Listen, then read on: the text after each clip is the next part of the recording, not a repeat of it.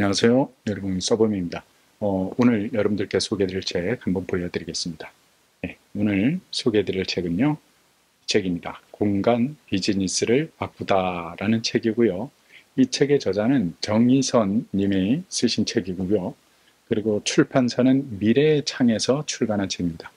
이 책 역시 이번에 그 출판사에서 그 서평단을 모집을 했는데, 제가 아주 운 좋게 이번에 또 이 출판사의 그 서평단으로 선정이 되어서 받아서 읽어보게 된 책입니다.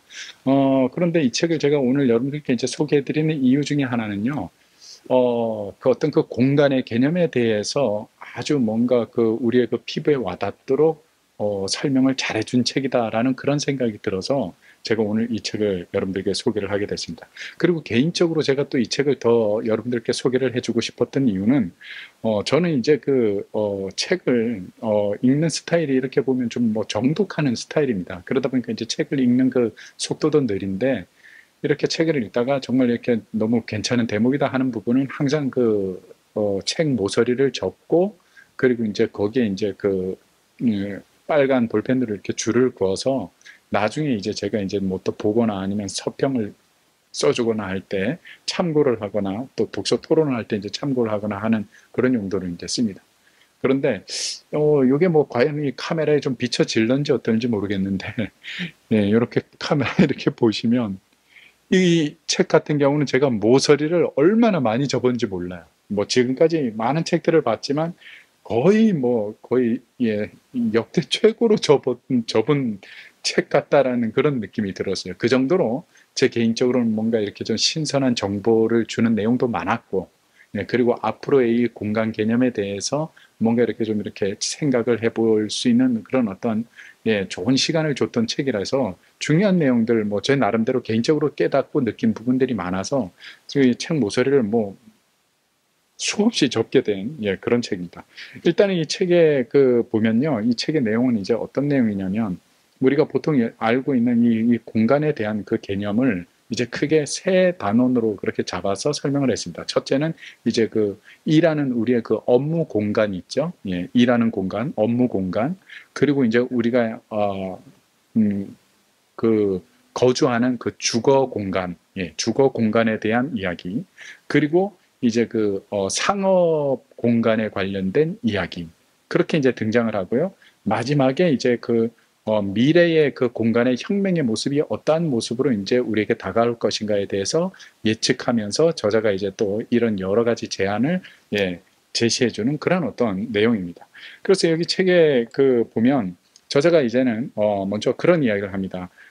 이 원격 근무라는 거, 우리가 이제 코로나를 겪으면서 이 공간의 개념이 뭐 엄청나게 바뀌었죠. 그죠? 그래서 뭐 서로 줌을 통해서 화면을 보고 이제 회의를 하거나 또 그런 걸 통해서 일을 처리하고 하는 이런 이제 그 개념들이 생기면서 사람이 꼭 눈앞에 있지 않아도 그 카메라 상으로도 서로 어떤 그 같은 공간에 있다라고 느껴지게 되는 어떤 이런 시대를 우리가 이제 지금 살아가고 있다라는 거죠. 그래서 꼭 당사자가 눈앞에 있어야 존재해야 되는 것이 아니라 어떤 이런 시공간을 넘어서서 카메라로 화상의 어떤 그런 도구를 통해서 서로 얼굴을 맞대고 대화를 할 수 있다라는 이러한 어떤 것들이 가능해지면서 이 공간이라는 어떤 그 고정관념의 그 틀이 완전히 깨어지기 시작했다라고 저자는 이렇게 이제 책을 통해서 우리에게 이제 들려주고 있습니다.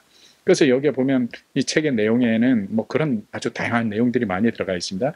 인터넷을 기반으로 해서 이제 이 IT 기술이 발달하면서 이 그동안 우리가 알고 왔던 생각했던 그 공간이라는 개념이 어떻게 바뀌어가고 있는지 또 어떻게 바뀌었는지 앞으로 또 어떠한 방식으로 바뀌어 나갈 것인지에 대해까지 이렇게 아주 잘 이 이야기를 해주고 있어서 뭐 개인적으로 저는 아주 너무 그 많은 정보를 이렇게 얻게 되는 그런 느낌을 받게 해준 책이라서 책을 보면서 참 보람도 있었고 읽고 나서도 참 많은 뭔가의 새로운 지식을 또 정보를 얻게 됐구나라는 이런 마음에 좀 흡족함이 들었던 개인적으로 그런 어떤 마음을 갖게 해준 그런 책이었습니다.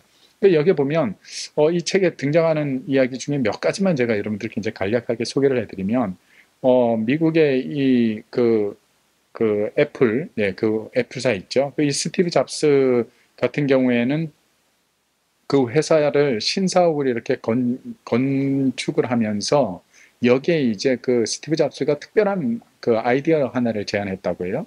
그 커다란 그 사옥을 지으면서 그 거기에 이제 그 화장실 있지 않습니까? 화장실을 그 큰 건물의 그 가운데 딱 하나만 그걸 크게 만들어 놨다라는 거예요. 그래서 각 부서에 있는 서로 다른 부서에 있는 사람들이 적어도 화장실에 와서는 한 번씩은 다 접촉하고 한 번씩은 우연찮게 다 만날 수 있는 그런 어떤 공간으로 그걸 설계를 했다는 거죠. 그렇게 한 이유가 그렇게 이제 접촉하면서 서로 다른 부서에 있는 사람들이 화장실에서나마 그 짧은 시간이나마 서로 이렇게 와서 접촉하고 이렇게 예, 동료를 만남으로써 거기에서 뭔가 또 새로운 신선한 어떤 아이디어가 나오고 창의력에 엄청난 영향을 준다라고 이제 믿었기 때문에 그렇게 이제 배치해서 그 회사의 어떤 그 공용 공간을 그렇게 이제 활용했다라는 뭐 이런 내용들 저는 이제 개인적으로 이제 이런 이제 그 부분들이 조금 아주 신선하게 이렇게 다가왔고요. 그리고 여기에 보면 제가 아주 이것도 인상 깊게 봤던 대목입니다. 그 이제 그 주거 공간이 앞으로 어떻게 바뀌어가는 것이냐. 우리가 뭐 이 코로나 팬데믹이라는 정말로 겪어보지 못한 이런 어떤 엄청난 그 질병을 전 세계적으로 동시에 겪으면서 많은 변화가 왔죠. 뭐 이 과학도 아주 더 그 덕에 더 발전을 하게 되어지고 심지어는 우리가 주거하는 주거 공간 또 우리가 일하는 업무 공간 뭐 이런 또 상업 공간 이런 모든 공간에 갑작스러운 변화를 확 주게 되어졌습니다. 그런데 여기에서 제가 좀 아주 인상 깊게 이렇게 봤던 것 중에 하나가 미국의 그 대표적인 사례로 하나를 이제 저자가 설명을 하는 게 뭐냐면 미국의 그 샌프란시스코의 범블비 스페이스라는 그 집이 있다고 합니다. 근데 이 집을 어떻게 이제 제작을 한 거냐면 이 집 같은 경우에는 이제 그 공간 활용을 최대한 극대화하기 위해서 이제 아주 엄청나게 그 고민을 해서 설계를 했다라는 거죠. 근데 이제 대부분 보면 작은 그 집이지만 그 작은 집을 뭔가 공간 활용을 잘 해야 된다 하면 보통 사람들이 생각하기에는 네 개의 벽면과 바닥만 이제 생각을 하지 않습니까? 그 공간의 어떤 그 개념에서. 그런데 여기에서 이 범블비 스페이스 이 집의 특이한 그 아이디어는 뭐냐면 위에 천정 있죠. 위에 하늘 쪽에 있는 그 천장의 그 공간을 이용을 했다라는 거예요. 그래서 그 천장에다가 수납 공간을 딱 이렇게 두게 되었다라는 거죠. 그래서 천장 뭐 이 침대나 이런 것들이 이제 잠을 안 잘 때는 뭐 버튼을 누르거나 하면 그 침대가 그대로 올라가서 천장에 위에 가서 이렇게 딱 부착이 되고 또 그 위에 수납 공간을 이제 천정 쪽으로 그걸 이제 만들어 놨다라는 거죠. 그래서 이제 천정 안에 그 수납 공간에 뭐가 들어있는지 또 그 확인을 하기가 어려우니까 그 안에 또 카메라가 다 이렇게 달려 있어서 그냥 뭐 핸드폰, 스마트폰을 가지고 이렇게 확인을 딱 하면 위에 천정에 어느 수납 공간에 어떤 물건을 내가 놓았구나, 뭐가 들어있구나라고 확인이 다 된다라는 거죠.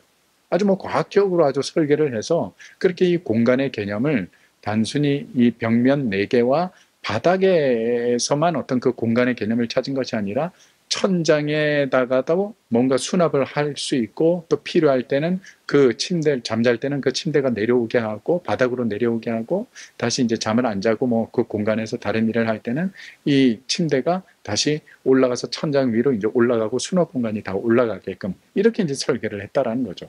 그래서 저는 개인적으로 이거는 뭐 제가 이제 몰랐던 그런 어떤 정보였기 때문에 이거 보다 보니까 이런 아이디어도 아주 기발하게 냈구나라는 이런 것에서 아주 저는 뭐 개인적으로 감탄을 했고요.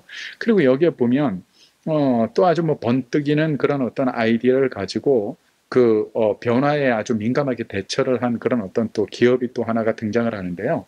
여기에 이 책의 내용은 제가 잠깐 한번 읽어드리겠습니다. 2019년 트래블링 디테일이라는 신선한 콘셉트의 슈퍼마켓 팝업 그로서가 뉴욕에서 화제를 불러일으켰다.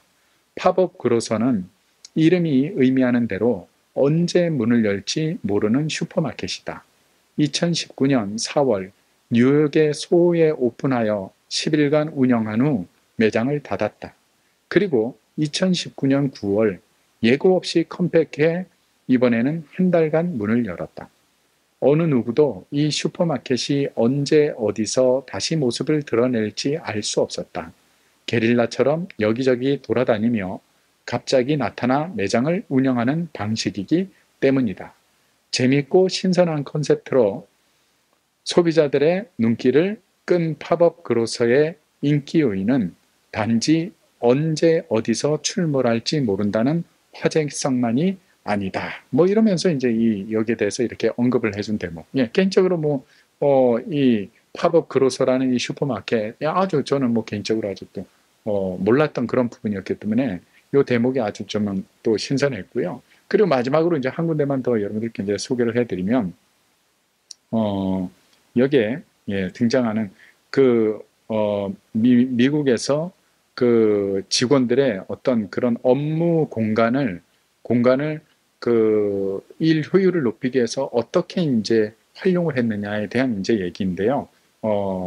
세계적인 기업인 아마존에 대한 그 이야기입니다. 요거 한번 읽어드리겠습니다. 업무 공간에도 자연 요소를 적용함으로써 직원들의 스트레스를 줄이고 집중력을 높일 수 있다. 글로벌 유통기업 아마존은 미국 시애틀에 위치한 본사와 현재 개발 중인 제2 본사 모두 식물을 접목해 설계했다. 아마존 본사 부지 내 유리돔 건물인 스피어에는 50개국에서 들여온 약 400여 종의 식물 4만 그루가 심겨 있다. 열대우림을 그대로 옮겨놓은 듯한 모습을 유지하기 위해 600명의 정원사를 고용하기도 했다. 최대 800명이 근무하는 사무실을 운영하기 위해 600명의 정원사를 고용한 것은 자칫 합리적이지 않는 것처럼 느껴진다. 하지만 친환경적인 공간에서 근무하면 집중력이 높아지고 부정적인 생각이 줄어든다. 자연을 관찰하면 스트레스가 감소하며 녹색은 인지 능력과 창의력을 향상시키고 몸을 이완시키는 효과도 있다라고 이렇게 이제 언급을 했습니다. 네, 그러니까 이 아마존이라는 이 대기업이 일하는 업무 공간을 직원들의 어떤 일 효율성을 높이기 위해서 이렇게 아주 거의 녹지로 이렇게 바꾸다시피 식물원처럼 이렇게 이제 바꿔서 그렇게 설계를 했다라는 거죠. 그런데 그 정원사만이 식물들을 관리하는 정원사만 몇 명이냐 하면 600명이라는 거죠. 네. 그리고 이제 최대 거기에 근무할 수 있는 그 직원은 800명인데 800명의 근무, 일하는 공간을 효율성을 높이기 위해서 600명의 정원사를 또 고용했다라는 거예요. 이런 내용은 저는 아주 개인적으로 보면서 아주 신선하다라고 느끼고 깨달았던 그런 어떤 그 대목입니다. 그리고 이제 제가 소개해드린 이 내용은 극히 어떻게 보면 이 책에서 이야기하는 그 공간 비즈니스를 바꾸다라는 어떤 이런 제목을 가지고 다룬 어떤 그 내용 가운데 극히 일부분에 불과하고 여기 책에서도 보면 이제 일본의 어떤 그런 변화되어지는 공간의 어떤 문화적인 것, 그리고 이제 세계적인 그런 어떤 공간에 대한 그 흐름, 이런 거에 대해서 저자가 아주 많은 그런 어떤 식견과 또 자신의 그 어떤 경험 사례를 가지고 전문가의 눈으로서 이제 그런 것들을 이렇게 독자들에게 제시를 해주고 있어서 저는 개인적으로 이 공간이라는 것에 대해서 아주 좀 뭔가 철학적으로도 저는 좀 생각을 해보는 그런 아주 소중한 시간이었습니다.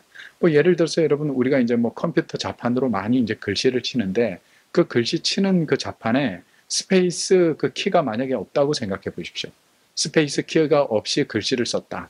얼마나 우리가 그 글씨를 읽고 내용을 분석하고 읽어내기가 얼마나 힘들겠습니까? 그죠? 그런데 그나마 그 스페이스 키가 있기 때문에 그 글씨 사이사이에 공간이 있어 주었기 때문에 우리가 읽는데 쉴 수가 있고 또 읽어 나가는데 숨을 쉴 수 있는 어쩌면 쉼표와 숨표와 같은 어떤 그런 그 개념이 담겨 있는 것이죠. 그래서 빠르게 연주되어지는 그 음악 악보에도 보면 음표들 사이사이에 쉼표가 등장하고 또 숨을 쉬라고 또 연주자에게 또 숨표까지도 이렇게 표시해 주는 경우가 있지 않습니까? 바로 이러한 것이 우리 생활에 있어서 어떻게 보면 그 공간에 아주 소중한 철학적인 개념이 아닌가라는 그런 생각을 저는 개인적으로 해가면서 이 책을 아주 인상 깊게 봤던 그런 책입니다. 그래서 저는 어떤 그 사업을 구상하고 있는 사람들이나 또 아니면 어떤 이런 이 주거 공간이나 또 일하는 어떤 업무 공간이나 이런 어떤 그 공간에 많은 관심을 가지고 있는 사람들이라면 또 건축가나 또 인테리어를 하시는 분이나 이런 분들도 이 책을 한 번쯤은 눈여겨보시면 소중한 정보를 얻게 되고 또 자기 나름대로의 어떤 식견을 가지고 이런 것을 내가 한번 뭔가 준비를 해봐야겠다라는 이런 어떤 사업 아이템도 얻을 수 있을 것 같은 그런 책이다라는 생각이 들어서 제가 오늘 여러분들께 이 책을 소개해드렸습니다. 다시 한번 여러분께 보여드리겠습니다. 오늘 여러분들께 소개해드린 책은요, 이 책이고요. 다음 이 시간에 제가 또 좋은 책 보고 여러분들께 소개해드리도록 하겠습니다. 고맙습니다.